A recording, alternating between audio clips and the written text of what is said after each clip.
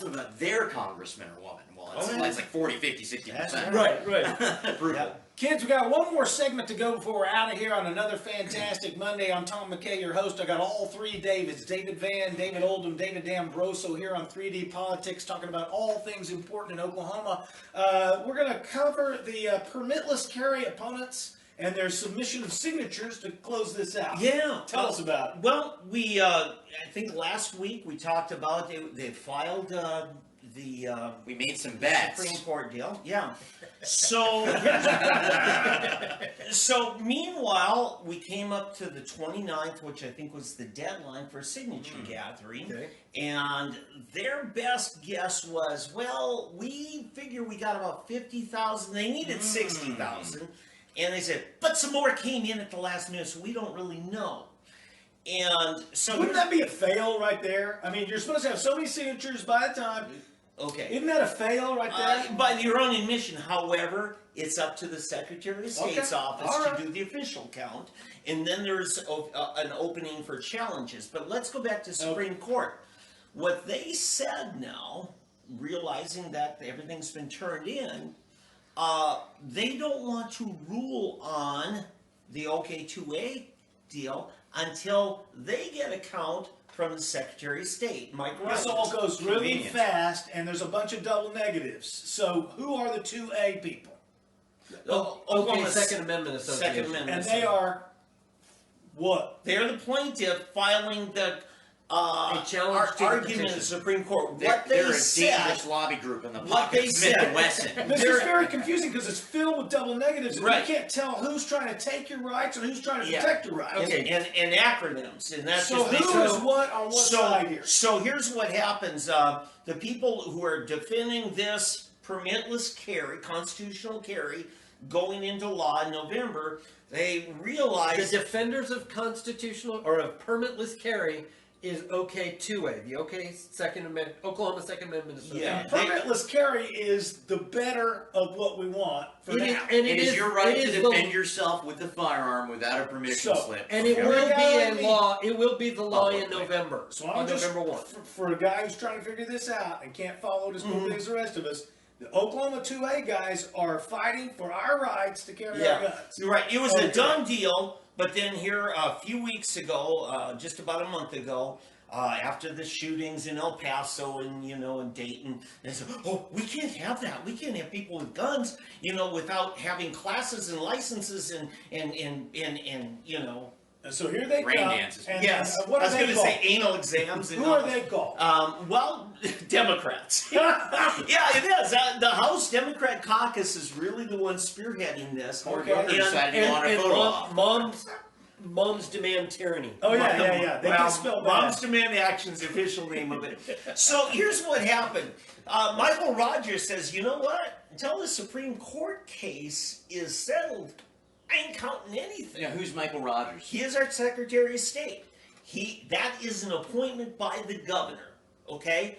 The governor directly appoints Secretary of State. It is a government office. So he says, no, I ain't going to count anything until the Supreme Court rules on the merits of this. Here's what it said in a nutshell.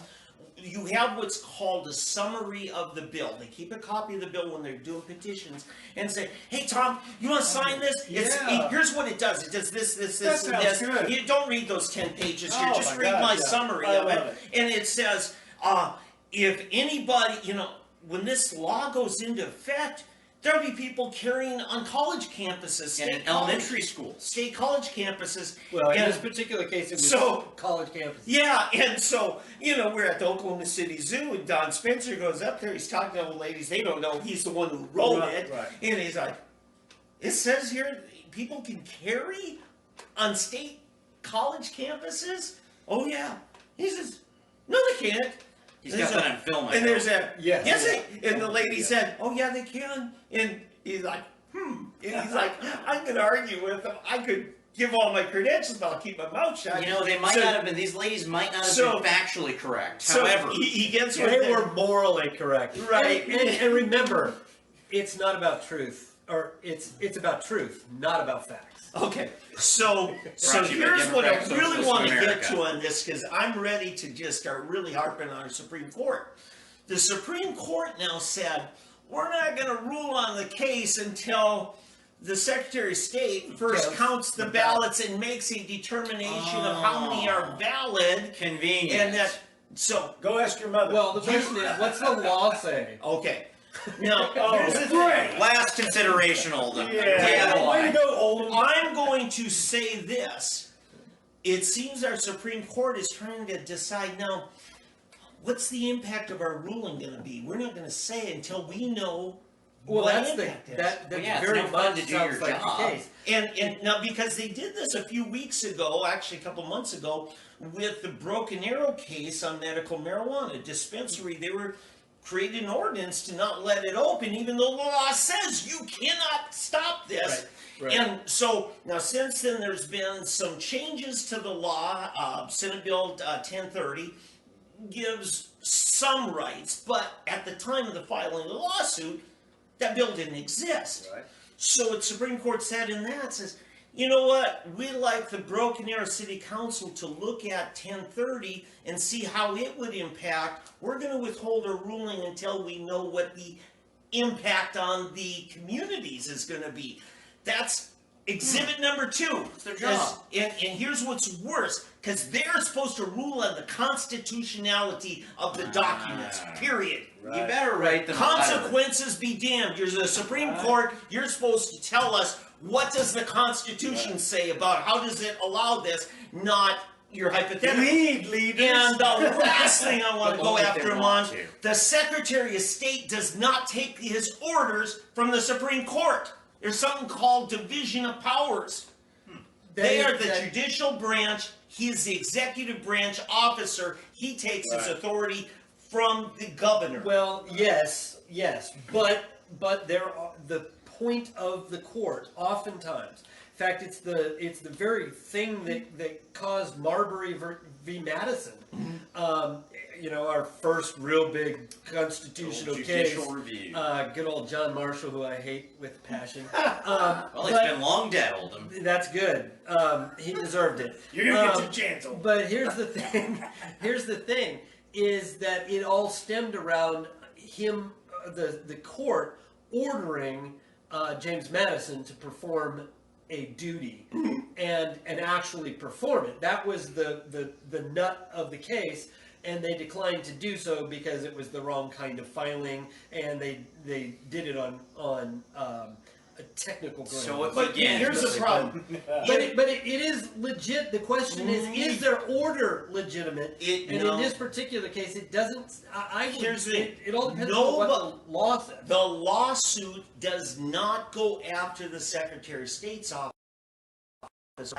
I could see an injunction, a stay or something, prohibiting the Secretary of State if somebody's filing suit against the Secretary of State.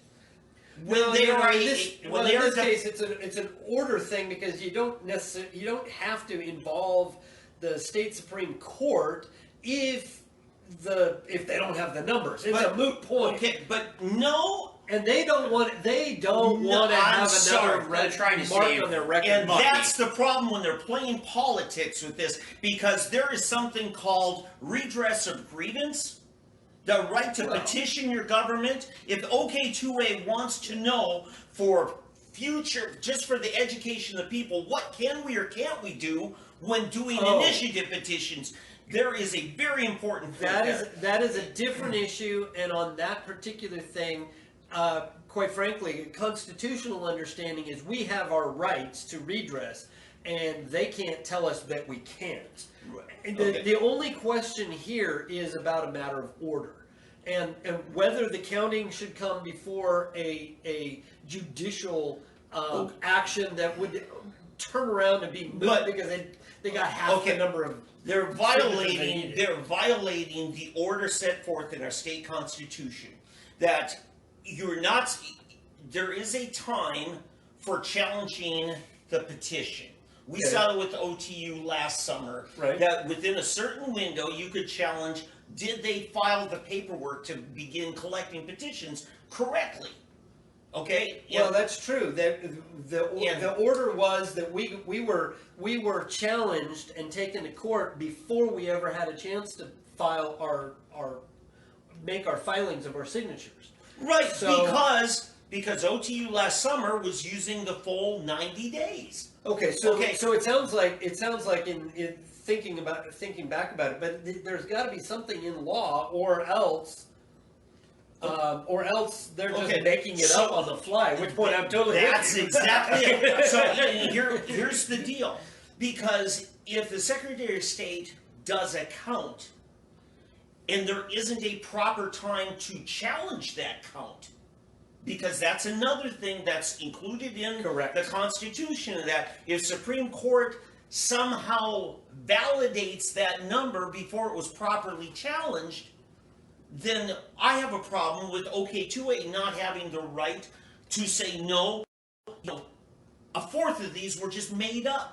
Right. Mickey right. Mouse is not an Oklahoma voter. No. Okay, so here's my point on this, is that to do that correctly, now all of a sudden you're changing the whole order away from what the Constitution stipulated. It goes this order, this order, this order, and then this So order. the Constitution does stipulate. Oh, what it is. yes. Okay, well then that's Well, the issue. Well, point of fact, though, democratic political philosophy does state that it is an international human right to vote in an American state and national elections. So just because you're a cartoon character or you don't exist or you've been dead or that should not at all impede your So, right to vote. Roger Okay. Rabbit has his Disenfranchised. rights. My point in this, Tom, to take home, is if I'm Governor Stitt, I'd say, no, Secretary of State, you work for me. The Supreme Court does not have authority in this. We are not defendants in this case. You know, moms demand action. They are the defendants in this case. They're the one doing this. They're the one who lied. Secretary of State didn't write that Allegedly. summary. It was, so what I'm saying is, hey, no, we don't need to count anything. Supreme Court, do your job. Don't Yeah. order the I agree with Secretary of that. State I agree around. with that. He doesn't work for the Justice Department. Well, if the Constitution says the exact opposite of what they are ordering, then the governor and Michael Rogers have a duty to disobey that Absolutely. order, because that order is illegal. You know, a lot of times I see them go out of their way to save money when we lose freedom. And they're a lot of times unwilling to spend the money to do a thing to guarantee our freedom of our system. Yeah. You're supposed to send only money. time they're But gun I want shy to is save spending money. freedom, not money. In this case, they're telling Michael Rogers to spend the money because he has to hire a That's what staff I'm of counters. And Spend the money and save the Right. freedom. Yeah, they want to give up efficiency here at the cost of political expediency. They want to be politically Yeah. relevant. They're- They want to see what their ruling would do, They- which is totally backwards. in Yeah, this case. and so I am looking forward to a bunch of changes. The Supreme Court. Kevin Stitt has 2 open nominations. We've got 2 vacancies on our state Supreme Court. From that awesome pool that the Bar Association provides. Yeah, Oh my gosh. we've got a number of problems there. So that's what's going on, and this will be interesting. Tomorrow's back in business. The legislature, the state offices, all that's going on. How much did it cost? How much did the Democrats waste on this PR stunt?